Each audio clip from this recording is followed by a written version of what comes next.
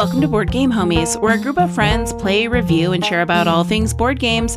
Sitting around the table today are Reed, Becky, Gillian, and I'm Angela. Today we'll be discussing Barrage, aka a game so fun you'll have one less friend when you're done playing.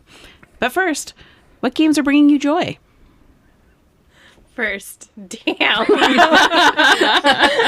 the first damn of this episode.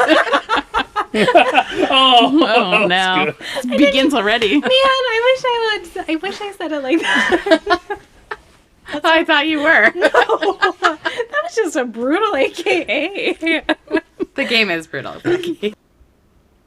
The game that is bringing me joy is Scout. It's one that we've played throughout the year, and we kind of had a lull in it because Nana took over everything. And we recently played and discovered that somebody taught us the wrong rules. And it just makes so much more sense now. So we would play it where when you couldn't beat, when you couldn't beat the cards on the table, you would take the point. I don't even know what to call them. They look like dollar bills. I think they are dollar bills. Okay, great. So you would take the dollar bill, kind of like a pity point, which I think is a little more similar to the two-player version of it. But it turns out the person who put the great hand on the table that you can't beat, they get the dollar because they did such a great job. And you're scouting that circus worker, which is the most important part of the game, is the theme. And it just reinvigorated how much I love this game. It weirdly, and it's like a joke for folks that play Scout, that it's highly thematic because it's about circus, and you're like, this has nothing to do with the circus. But weirdly, playing the rule right does make it feel more thematic of like, of course I would pay this other circus for their, like, trampoline person. But it's a really fun game. I am glad that you are going to go on a tangent, and that means we're going to play it a bunch more. Yes! I also, for my joy game, have a climbing shedding game, just like Scout, and it actually plays very similar, so I'm interested to see if you'll like it. This one doesn't have some of those same dynamics of like buying. It's a lot simpler, and it's called Odin. It plays 2 to 6 players, which is nice, but it's the same thing. You put down a series of Vikings. They kind of look like the cartoon versions of Nar, and it's, you start with 1 and then you go to 2. It's typical climbing, and then when you are done with your hand, the person, however many cards they have left, will take negative points. You start with 15 and you go down to 0. So one of the things I really want to do this year is kind of build out small box, trick taking, climbing, shedding, that whole range of games, and do a little bit more of that. So Odin is one of those that I think will be a really fun game, something quick and easy to play in between games or like late at night. My joy game falls under one of those quick games to pull out, and that is Skull. We have been playing it a little bit lately in between things, and we took it out to a brewery the other day, and it is so much fun.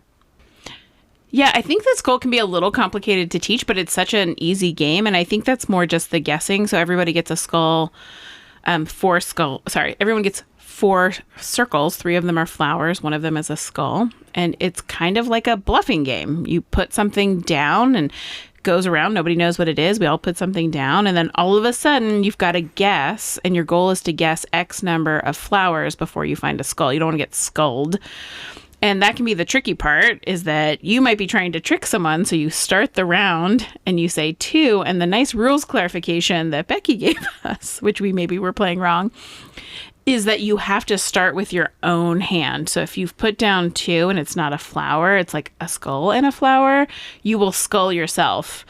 And sculling yourself is the funniest because you just are looking at everyone being like, I really don't want to flip this over. I can't believe none of you bet more than 2. Yeah, it's just a great pub game and a great family game, something to take out. Becky and I have had this in our collection for a long time, and it never fails to bring enjoyment to whomever we play with. And it's just so fun to have that bluffing component. I definitely got a reputation for never lying in the game, which is interesting. Or people would always think that I wouldn't put down a skull for some reason. Then I always had a skull, and then they'd get mad. I think you'd lie all the time. You're such a liar. You're a lie pants. No, it's not about lying. It's that nobody trusts you in that game because you definitely have a skull there. Yeah, you're Mr. Early on, everybody didn't think I had a skull, and so it was just And then you scold us too many Everybody, times. and then I got that reputation. Never choose Gillian's stack. I learned from Ashton, always put a skull down. Just always do it. That's like literally not how you play the game. How would you ever get? Oh my gosh. It's trickery. You can win if you're the last person standing. You guys are terrible.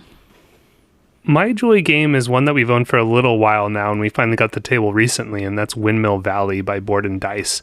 It's one that just based on the aesthetics and kind of the reviews I heard online really drew me in with its kind of whimsical, very colorful map where you're placing windmills down to get resources and money, and really just trying to score points based on the tulip farm that you develop, and matching colors and rows and in different colors and columns. And I found it a very pleasant change of pace relative to the heavier games we've been playing lately. Also including Barrage, which we're going to talk about on this podcast. And so I just felt like it was a very relaxing game. We played it a couple of times now at different player counts, and yeah, I thought it was a very pleasant one. This was almost my joy game. I was not expecting to love it as much as I did. And Becky and I were talking about this when we played it.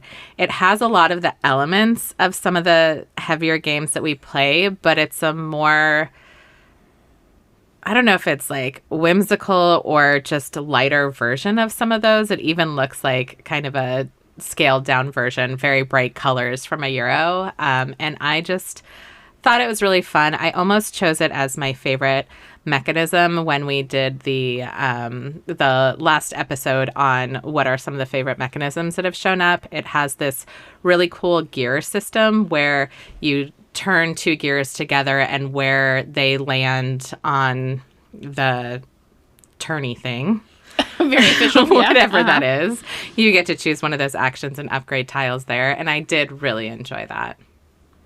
I did not play this one with you guys. Ended up having to work late, and I'm looking forward to it, but I did find it interesting that you guys talked about what a great play it was this morning, and that all of our joy games are lighter games, and we tend to be a group that is like, oh, it's like a Industrial Revolution game, and what if we like set each other on fire in a Viking kingdom with blah blah blah, and then here we go going like, anyway, have you played this like trick taking game, and what about tulip farming? It's really so I like this juxtaposition of, whilst I think we do play a lot of heavy games, that there seems to be a lot of love for whimsy and fun and cuteness, even though we don't always talk about those as big topics. But our joy games seem to be fun and whimsical all around. Well, we just needed to adjust to the holidays, get into the mood. Well, I was going to say Barrage was my joy game. Then I was like, well, I can't Barrage and Barrage. So, Girl, you can always barrage a barrage.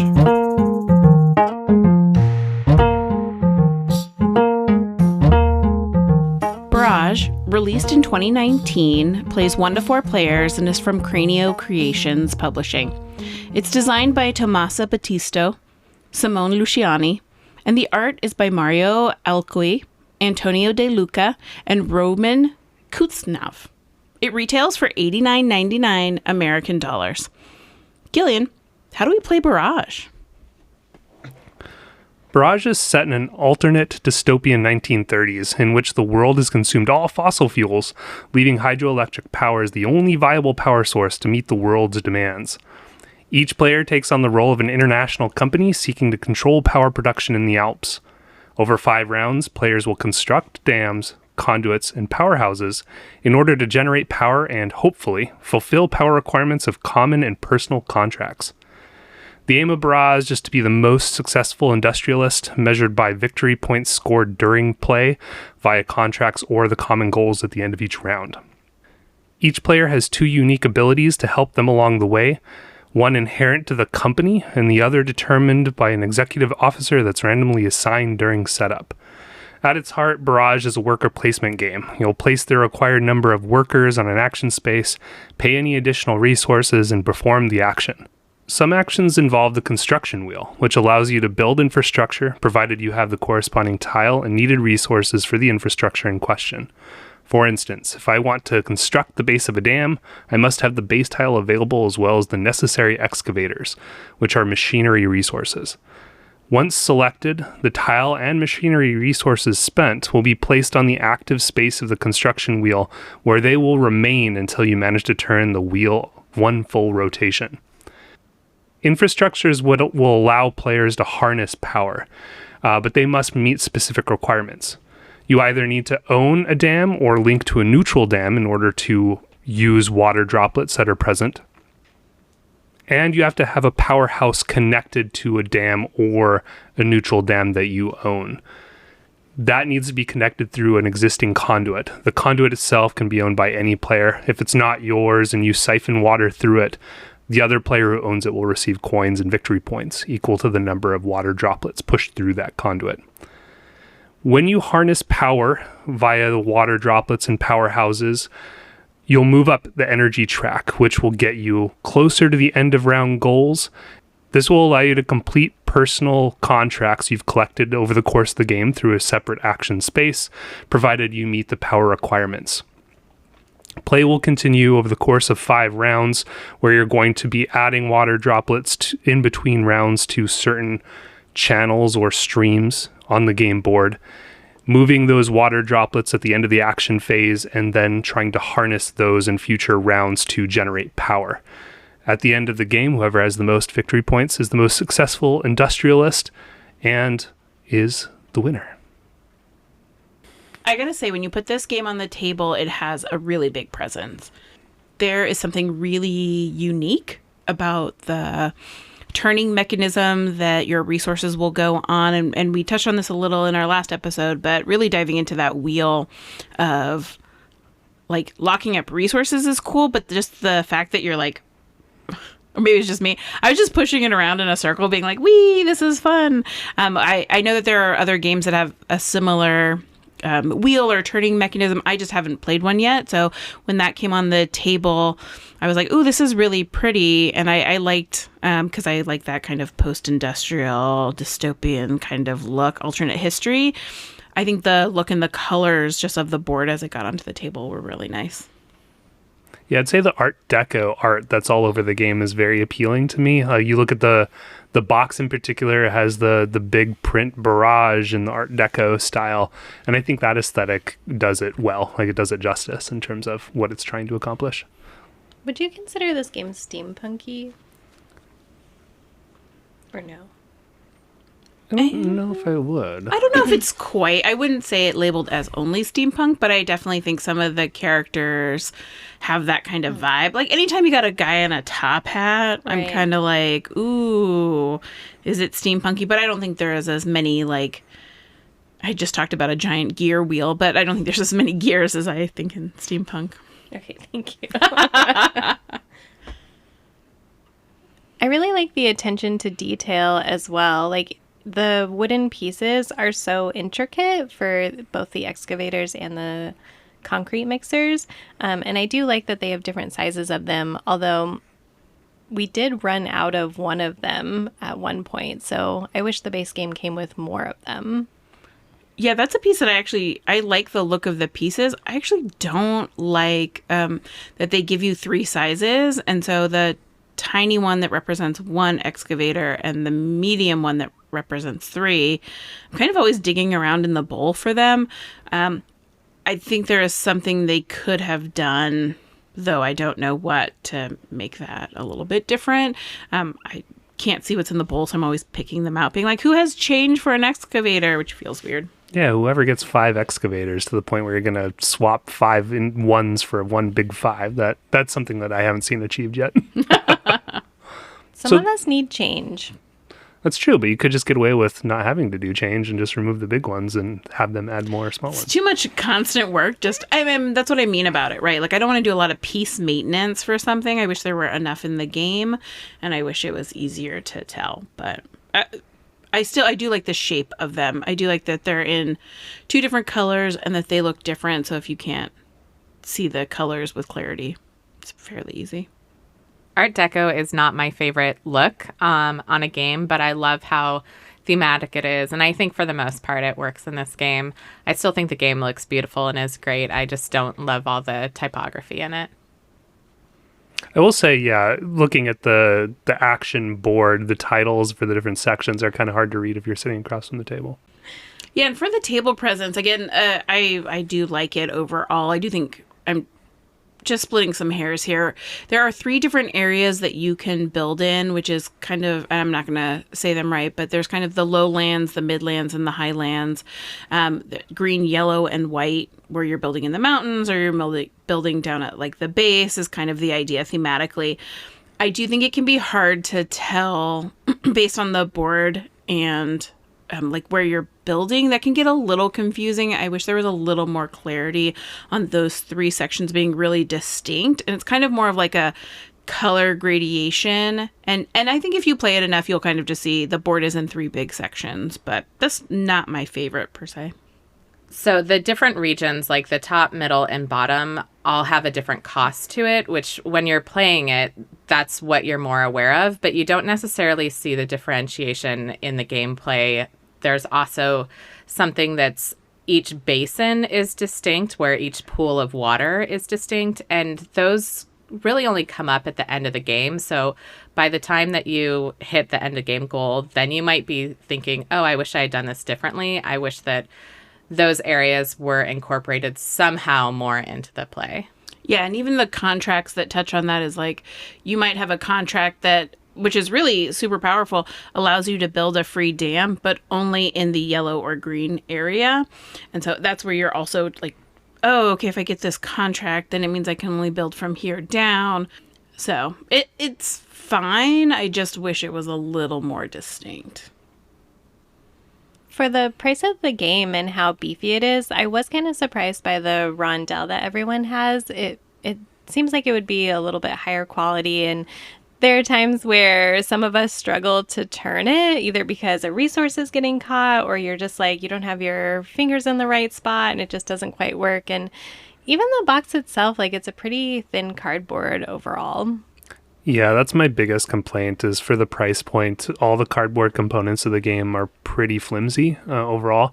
And that became even more apparent when you open up a game like Windmill Valley, which has kind of similar components in the wheel and obviously the player boards. Those just felt a lot beefier and higher quality than Barrage. And Barrage, everything's very thin. And that is a little off-putting, I would say. I would say the components overall are so-so in Barrage. I do like the wooden pieces, including the individual wooden pieces for each company. I think that's really cool. And each of the different components being the dam, dam levels, the conduits, and the powerhouses are all different shapes in the wooden pieces. And that's very appealing. But yeah, the cardboard for me is very disappointing. Yeah, it's that price. If the price hadn't been what it was, I think you would say, oh, okay, it's really great for what it is. And while I think it is beautiful, I think construction wise, when you look at a game like Skyrise in the same vein, where the expensive edition of Skyrise is absolutely gorgeous, it is worth every penny. What gets hard around Skyrise is the gameplay is that of more of a mid to light. And when you look at Barrage, you're getting quality that's not quite there, but you're getting a really heavy game. So it would be nice if they had lined up better. And I think even Gillian, your copy came damaged when you got it because of how the box inside is. Yeah, which the base game ships, and there's a lot of empty space in the box itself. And so with the thin cardboard combined with the empty space behind it was easy to puncture. So that was an unfortunate situation. But it is a beefy game. Like, I think this is one of the heavier games we maybe have played this year. What tickled your brain about kind of the mechanisms and the gameplay of this one? Before getting detailed about it, like, this game kind of made me afraid that I reached like a crunchy cap because it just kind of like hurt my brain. And again, in the same way that I think about Kanban EV, like, you have to think so far ahead and plan well for yourself.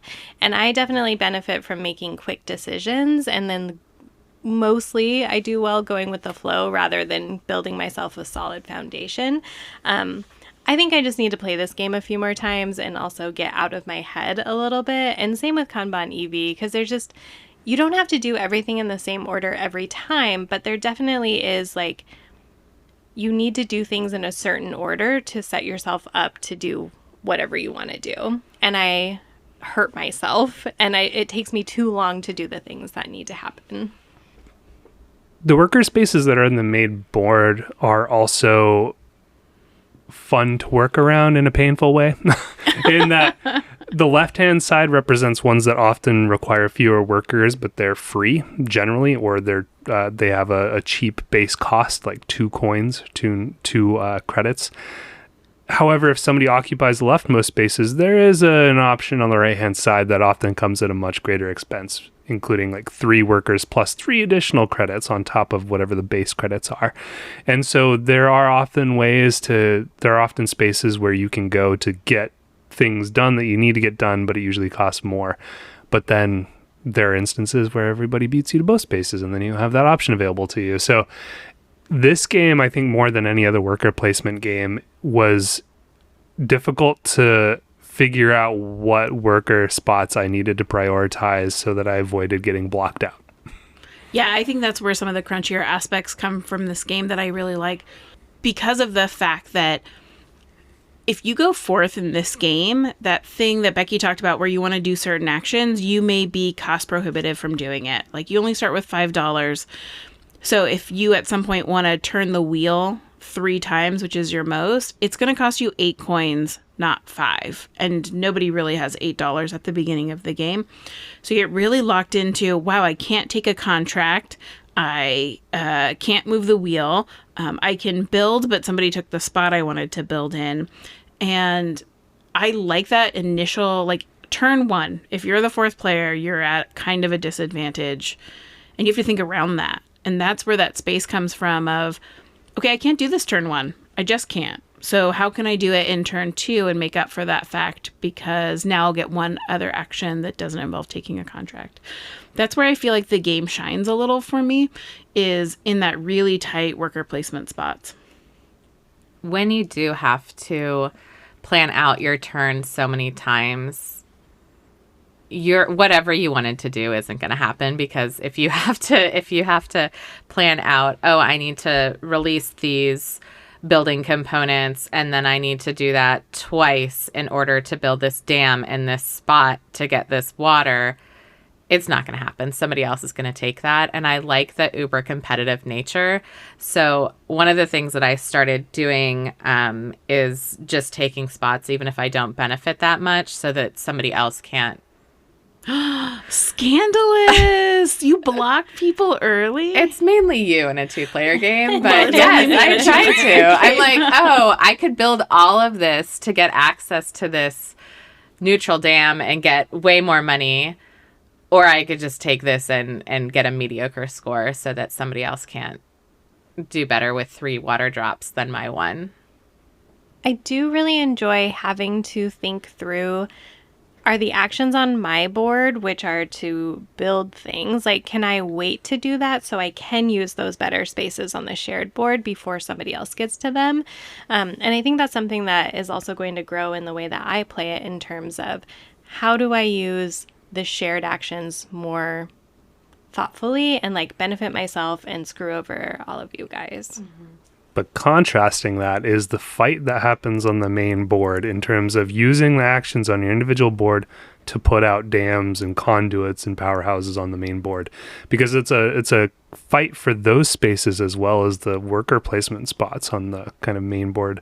And it's like damned if you do, damned if you don't. Well, and this is where the game feels more mean. Like, even if you're not trying to be mean, like, if I put my dam in front of Angela's dam, like, that feels intentional. And personal. Damn. But to that point, it's fun to try to figure out how and when to place specific components on the board. Do you go for the mountainous dam to begin, where you're going to basically control the flow of water downstream from you? But that in itself is going to cost a lot of resources up front, to the point where you're probably not going to be able to do much else the first round. And so oftentimes the way it's played out is people will go in the hills and lowlands to begin, and then in the second round, Angela will cut you off by building a dam in the headlands or the headstream there. And so that's always the balance. Because this game is so competitive, I don't take it personally when somebody cuts me off, whereas in a lot of other games, when there's a negative interaction that has to come and you have to choose who you're going to impact negatively, sometimes it feels like, oh, I don't want to do that to Becky because she's so nice. But in this game, I'm like, no, we are all out for ourselves. We are all going to do this, and we are all trying to get access to this. And it feels like that's a part of the play. It's almost like we're greedy corporations. No. I didn't realize how much I liked that greedy industrialization grab, but I'm like, oh, I'm really drawn to this. I think the greedy part is part of the fun part because you're trying to manage all of your resources, which includes money, but also placement. So each kind of these water depositories, there's two of them. There's a high one and a low one. And the low one is going to cost you $3 extra to build there, and the low one is going to be free. The thing is, you can't build two. So if you choose to build in the cheap one, the free one, you can't build in the more expensive one later to ensure your water rights. That means you have to make a choice early on where to build. Like, if you build in the free one, that's great. Know that somebody can come through and block you, and money will become more plentiful. Ideally, money becomes more plentiful later as you get your engine going, and somebody's going to come and block you and take your water. So things you maybe built early in the game may become useless because the flow of water has changed and you're not getting it anymore. And I like that dynamic. That's kind of a tug and war back and forth of, where do I place my first dam? Where do I put these resources? Not only the dam itself, but conduits are a huge thing to try to plan around because there are a lot of different colored lines going from one reservoir to another, and trying to figure out where people are planning to siphon water to, or from and to, is a key component because you could try to cut off people by building a powerhouse where they needed to build a powerhouse, or in general build a dam downstream where they're depositing the water. And so you may not be able to leverage the water droplets that are upstream from you, but you will be able to leverage the water that makes it down to you. And so that's kind of I wouldn't say cooperative element, more so like a parasitic element of play where you're just trying to, jump on somebody else's game plan. I do think this is a really fascinating mechanic that you don't see in a lot of games. So the water droplets are resources that it hits the first dam and they get to benefit from it by energizing and then sending the water down. But that water doesn't just disappear. It wasn't a resource that was used and now it's no longer on the board. It goes down to the next dam and that dam gets to use it.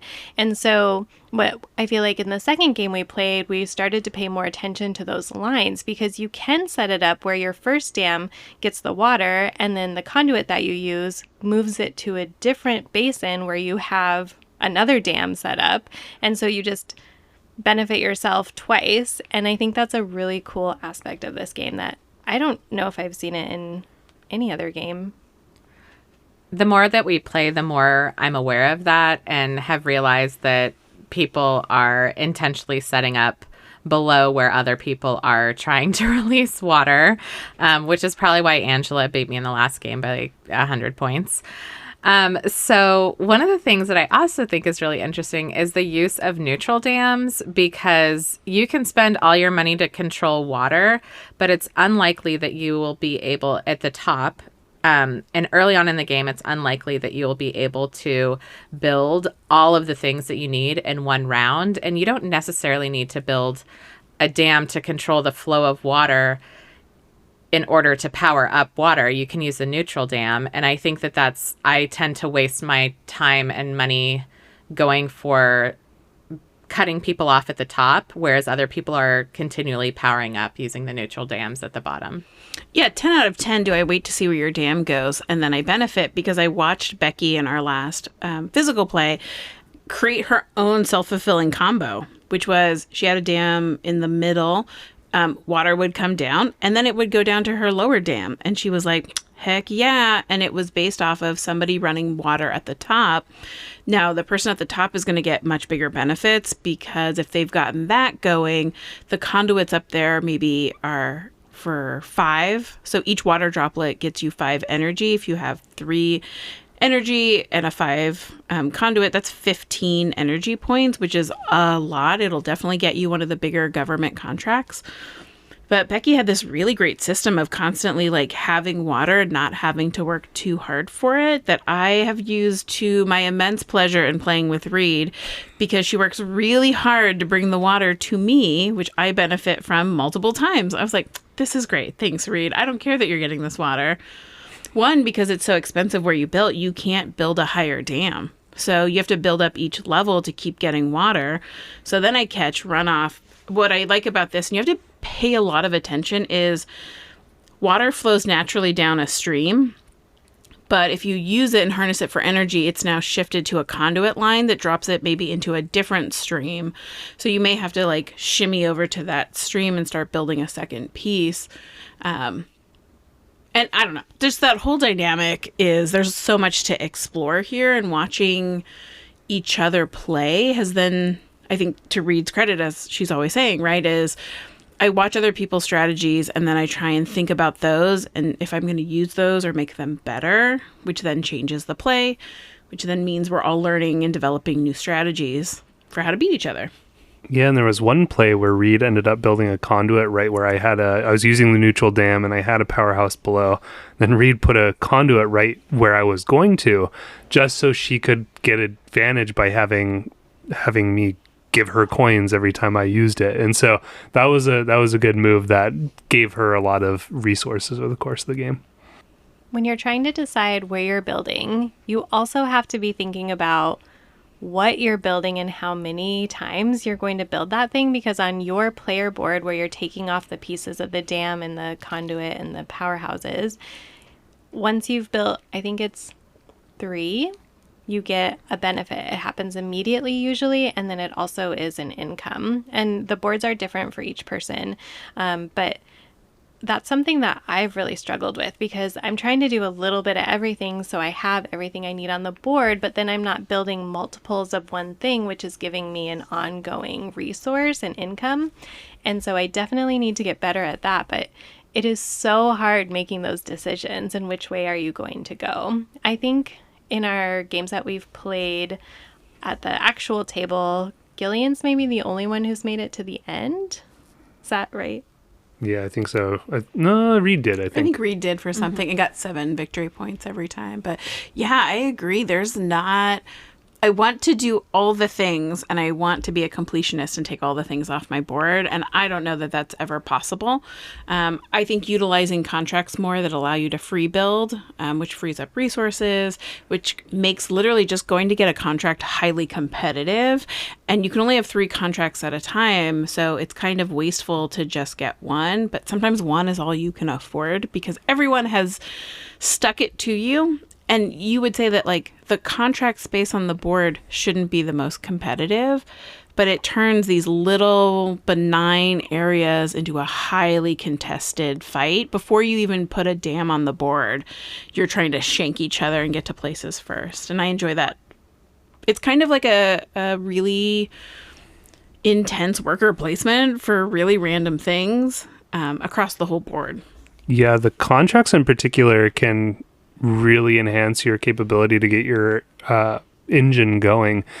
For example, Angela one game was able to get a bunch that ended up cycling the wheel and get all of her resources back very quickly, whereas the rest of us were stuck on like only 3 turns of the wheel. And so that felt in one hand like rewarding for Angela, I'm sure, but on our end it was just dejecting to look over and see Angela freeing up all her resources so she can use them again this round. So the contracts in particular, I think some of them have a much greater benefit than others, kind of hearkening back to Nucleum in a way, because Nucleum's contracts, there are some that are better than others, just from my personal perspective, that can really enhance your game. And so going there and flipping one over may produce some feel bad moments where you get a contract because you need one because you're going to power up.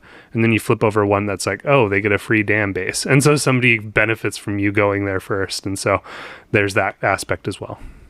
The contracts have been an area that I've struggled with because they tend to be an afterthought where I'm going to power up and then I realize that I'm powering up 9 and I have a contract that maxes out at 3 needed. And so the more power that you put into a fulfill a contract, the higher the benefit. So then I want to go back and do it before I power up, and then I have to wait until I can get that, until I get enough resources. So I need to be more proactive about getting contracts that are higher at the beginning. Because also then when you go get that contract, then Angela takes the spot that you wanted to power up, and then Gillian takes the next best spot for powering up, and you're like, cool, I'm going to get -2 power to this. And then you don't meet the contract. I know, exactly. Which is why it's so frustrating. Yeah, that's cool. Like, I like that there's a negative. So the joke is that the goal is to power up, and Reed would not power up. That's kind of Reed does everything contrary to the game to see if she can win it. And she was like, how do you win this game? And I was like, I produce energy. No, but I tried to produce energy. It was just really, really hard. And so I think that this is a game that will benefit from more plays where we can see what other people are doing and be like, oh, I bet you're building down there. I need to snake this spot. And I also don't really know the different powers of each faction and then the secondary asymmetrical aspect of it. And I really want to get to know those so that this can be a game that I am happy to play with whatever I get and know how to win with whatever I get. I am really curious to find out if some of the factions seem overpowered compared to others. On our BGA game right now, my main ability is that I can use, to build a conduit, you have to pay 2 times the excavators, but I can use conduits for half the price. You don't start with as many, but that seems like a really powerful thing. Not that I'm going to use it well in this game, but compared to some of the other abilities I've played with, like, that seems game-changing.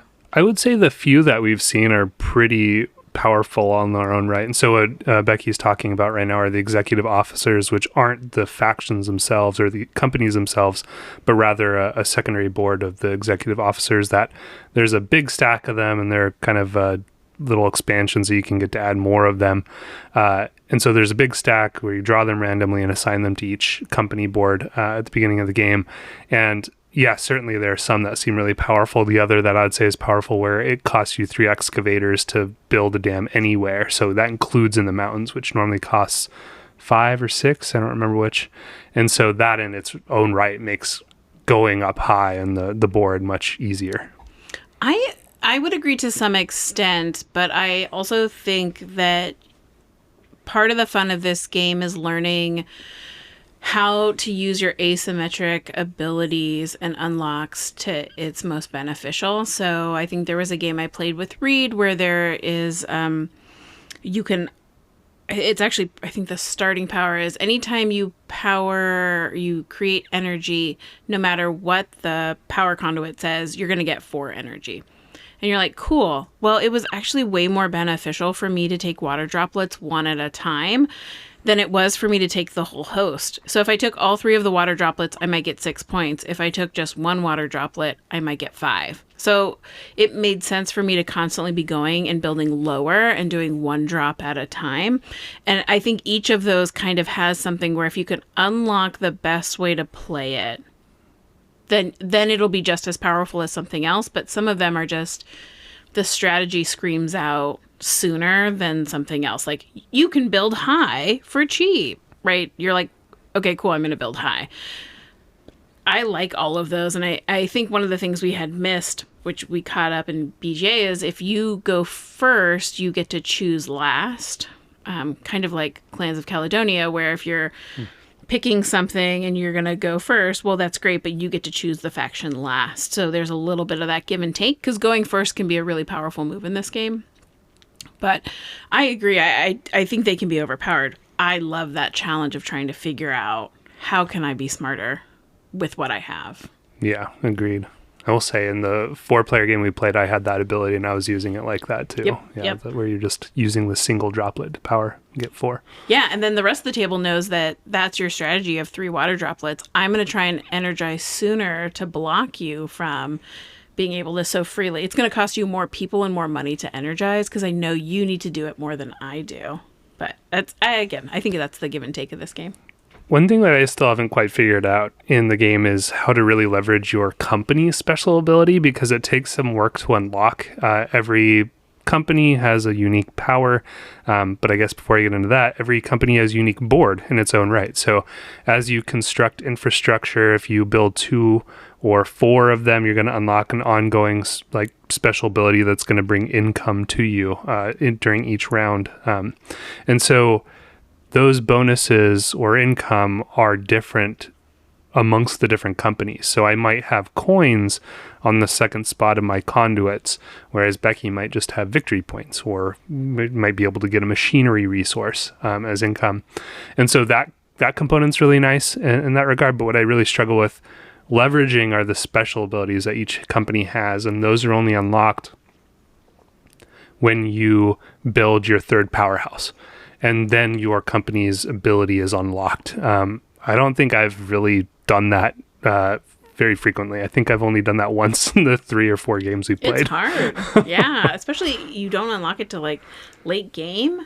So you're like, ugh. It's almost like a race within your own board to be able to do it. Which they can be really powerful. There's one that lets you fulfill any contract for 3 less energy than needed, or you get to move up 3 more on every energy track.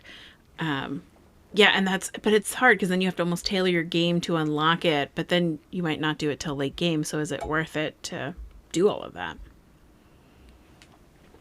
One of the mechanics we haven't talked about very much yet is scoring at the end of the round. There are 5 rounds, and so there are 5 different kind of end round goals that you're going for. So one of them may be 2 victory points per contract completed, or victory points for various amounts of other things being built, or how much energy you have. And you get those by energizing and moving up the energy track, but you have to pass a certain spot before you can even score it. And if you've only energized 6, but we're on the 3rd round, you're going to get -8 points for that because you're not far up enough. It's very tricky, and I have not scored very much on those. And it seems like you need to. You must score victory points to have victory. No, but that particular track seems really important, and I just it's so hard for me to energize far enough up that track to be able to score them. And Gillian and I had watched a video about strategy for Barrage, and one of the things that person said was don't really worry about the first 3, those don't matter, but really make sure you can score well on the 4th and 5th round. I don't even know if just scoring at the end. I think because those end goal objectives, which Reed loves an end goal objective, are put out randomly, some are better than others depending when they come out. And some you might say, if it's mid-round and it's contracts, I maybe won't spend the time to go get a 10 reward. I might just do a 3 to be cool, I got $2. That's great on this little baby thing, just so I can get a few more contracts under my belt. But I have seen, because you get penalized if you never produce energy and you just have a 0 on that track, you take -3 victory points, but you also get $3. And almost every game, I think somebody's been penalized in the first few rounds for not being able to produce energy just because you couldn't get anything. Because everybody who was your friend blocked you because they're mean. Wow. This game is hard. That is very difficult. And Gillian and Angela seem to power up much faster than Becky and I did the last time that we played. But I don't even know how you ended up getting as far along the tracks as you did. I was just thinking that, Reed. This game is hard. It's a great game, and it is hard. Yeah, and it's all about scoring those personal contracts, going for the government contracts, which are the common ones that are often 14 or 15 energy that you have to generate in a single turn. and then also the end of round objectives. So you're really trying to maximize all of those at once and balance which ones you're going to go for over the course of the game. That's why this game, when all of our Joy games were really light, I thought it was a fun juxtaposition because of how hard this game is. Like, who's buying this game, and who are you even playing this game with? Before we get into that, I just want to give Becky kudos because she not only coined the term crunchy curious, crunchy competent, but in this one, she also coined crunchy capped. So she went through the full evolution. I really appreciate that you are giving me that, but I said something other than crunchy cap initially, and it was either Reed or Angela who said crunchy cap. Oh, really? When was that? I don't know. It doesn't even matter. What's really important is that we've just learned that Becky is like a Pokemon and has evolved. Unfortunately, her final form is too dumb to play Barrage, she said. Brutal! Present Angela is not being very nice right now. Well, I didn't call her Psyduck, but I didn't say anything else. But I do agree, like, this game is hard. Like, if it's gonna break your brain, who are you really, like, you bringing this out over the holiday weekend with your family? Hopefully Gillian and I will play a 2-player over the holiday. Oh, that's true. But I definitely, I am only playing this with the crunchiest of crunchy gamers. Like, a person who is interested and intrigued by Kanban Eevee or any of, all I can think of is Ian O'Toole. Vital Lacerda. Vital Lacerda games. It's someone who enjoys having to think really hard and, loves strategy and doesn't mind sitting around the table for a while. Yeah, I wouldn't...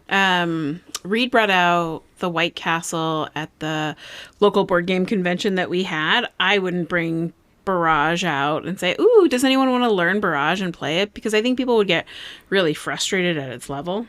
I might actually, if it's at a board game convention, bust it out because there are often heavier gamers there. And rules complexity-wise, this is a fairly straightforward worker placement. The real complexity comes into assessing when to take actions and when to do things. But the heart of the game is pretty straightforward. You just take workers, you do those actions. And so I think any kind of relatively competent crunchy gamer could grab onto this fairly easily. It's just that they might not be able to grasp the strategy in full. You all played one full game before I had played, and I was really aware of the amount of time that I was taking to think. This is not a game where you're just impulsive. You really do have to think. And I think that would be the frustration if you took it and taught people that you would want to be playing through, but it would take so long in between everybody's thinking turns. Additionally, I think that if you don't enjoy a game that can feel mean, you don't want to play this game. Like we talked about, it's not necessarily you're intentionally being mean, but it does feel intense sometimes. And I think if you're sensitive about that, I would play something else. Yeah, it's not take that per se, but it is frustrating because people will get in your way because I think it takes so long to build up an engine and to process energy that if somebody builds a dam in front of you, it can be so frustrating that everything you've worked towards, you're kind of like, great, glad I'm going to go build over here now, or I just spent 3/4 of the game doing this. So I think it's less take thatsies, as Reed mentioned about picking on someone, but it is actually really frustrating, or it could be.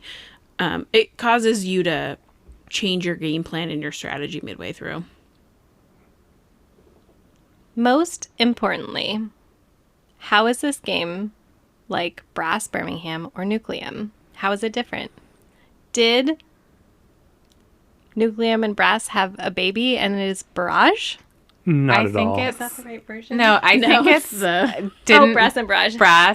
Didn't Brass And Barrage. and Barrage have, is that what it is? Brass, and Barrage equal had a Nucleum. baby and had Nucleum. I just wrote that 15 times with a bunch of question marks because I don't think so. I don't know. Maybe. I know we spent most of Nucleum comparing it to Brass Birmingham. And we say that Brass and Barrage had a baby and it's called Nucleum because that is what a lot of game reviewers have said, and I don't know that I find truth in that. The common tie between Barrage and Nucleum for me is the contracts, as I mentioned before, where that is a big point in terms of leveraging free actions essentially and really building out your engine. But yeah, I kind of struggle to see a comparison of Brass plus Nucleum, or sorry, Brass plus Barrage equals Nucleum.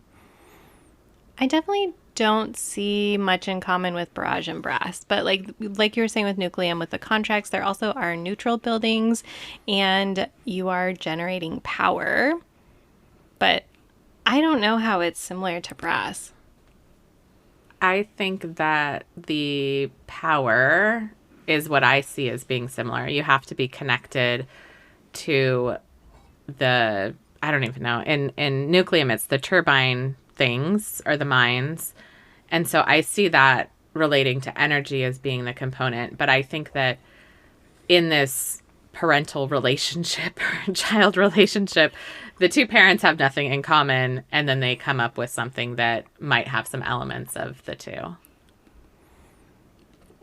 I do see... No, I'm not going to say this because we already talked about this in the Nucleum podcast. I was going to say, I think Nucleum and Brass seem more similar than Brass and Barrage, but... Yeah, and I think all three of them, if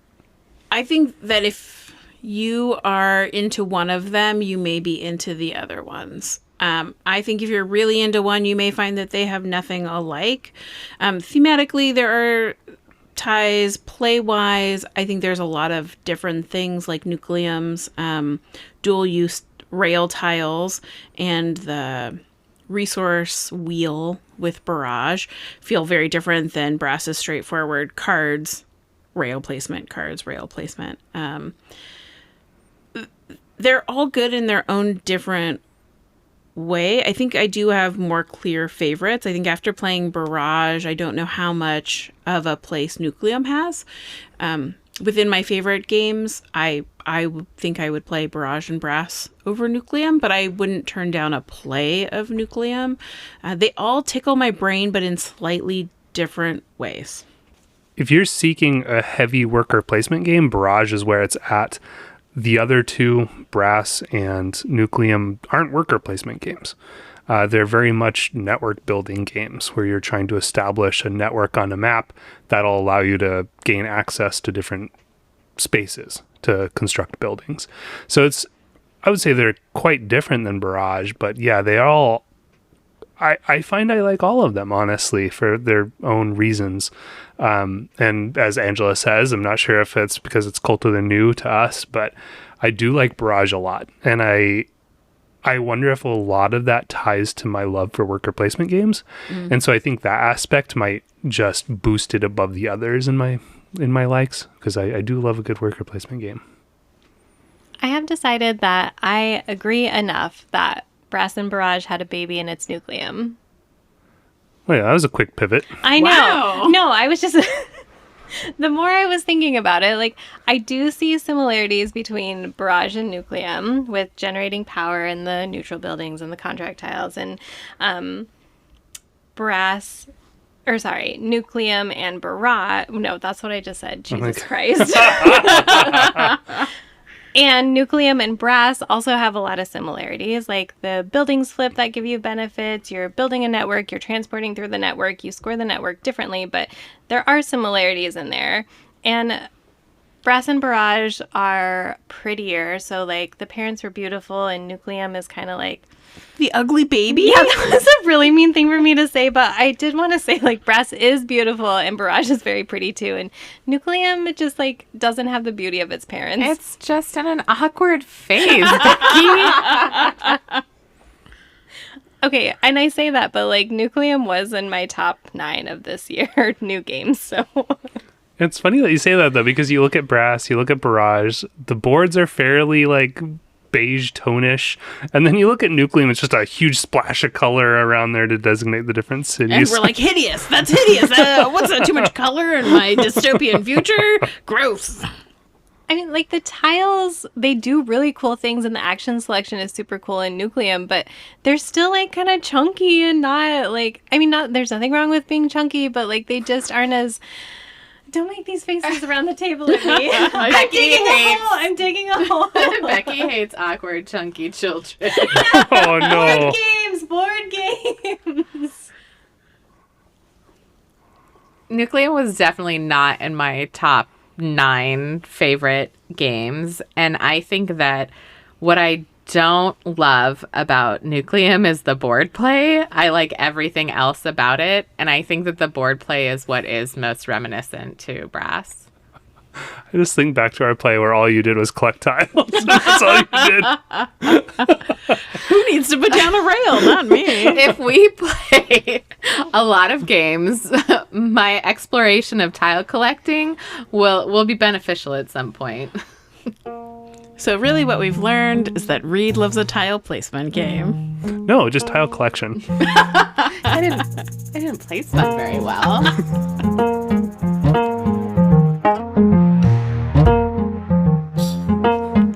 Thank you for listening to Board Game Homies. Drop us a line on our Instagram page at Board Game Homies and follow us wherever you listen to podcasts. Bye. Welcome to Board Game Homies, where a group of friends play, review, and share about all things board games. Sitting around the table today are... Reed. Becky. Gillian. Sorry. Gillian messed it up. I almost said Becky. That's why I started laughing. I almost said Becky because Becky said Becky. How many should we record in one day moving forward? Okay, sorry. It's just Gillian doesn't usually mess up the name portion. I was focused on this, and then Becky said Becky, and I almost said Becky. Is it Becky that's a problem? No. That is true. Sometimes it's when you look at me. Wow. I just guess I'm disappointed in you. I'm sorry. I'm sorry. Them all the time. You higher standards. That's what happens when I try to read and say stuff. Ooh, That's you're in how I feel trouble about now. everything.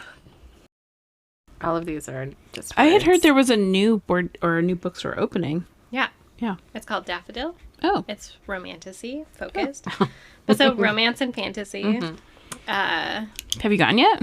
Yeah. It's not a genre I feel like I would ever explore. Oh. That's fair. Do you explore fantasy books? Do you explore romance Like, books? Definitely not So I feel like romance. neither of these are genres that you... And fantasy is all just dragon stuff, right? Okay. So... Wow. Way to stereotype, Reed. Wow. Are Is you it not? excited to play D&D with us? That's fantasy. I was just thinking about how maybe we shouldn't play D&D with Reed. Oh, no, I'm excited. She like wanted to levitate on turn 1. So I was like, is this Oh my God. She didn't know. She's just a baby D&D player. She didn't know. Reed's gonna be fun. She's I gonna love be a Nat fun being player. like, no, that's not Not everyone can do how that. it works. Oh, This is like when you said that Psyduck was your favorite Pokemon. Like, I have real concerns here. Underlying Does have concerns. anxiety. Amongst other things. Amongst a lot of other things. He also has probably a drug addiction and abandonment issues. that gift that you sent, I was like, oh, he looks pretty bad here. Ugh. Well, is fantasy just anything made up? I don't know how I'm Angela, wrong. would you like to take this one? No, I Becky, put on your children's librarian It would voice be- and tell me how I'm it wrong. would be different if she hadn't worked literally in a librarian next to the thing we called fiction. Well, no, I understand fiction, but isn't fantasy a subset with dragons? It doesn't always have Yeah, dragons. it doesn't always have dragons. Like, Game of Thrones is fantasy, and if you took out the dragons, it would still be fantasy. It would just be a conflict in a made-up medieval setting. And It was just anything made up No. anything made up is all of fiction. That's literally the entire floor is with things a that are made magical up. element. Not necessarily magical. Not It has to necessarily be magic. like kind of classic swords and swords and or sorcery. Okay, which dragons belong in that Not category? maybe. But there's they not don't always always need to. But you would assume that dragon books would be No. fantasy. So if I'm Yeah. like stereotyping fantasy, my dragon stereotypical. I will accept Not unless it's about Wormspan. That's a modern day fantasy. That's what I meant. I meant the can opposite. never Unless it's One Wormspan. might say fantasy. urban fantasy. Yeah.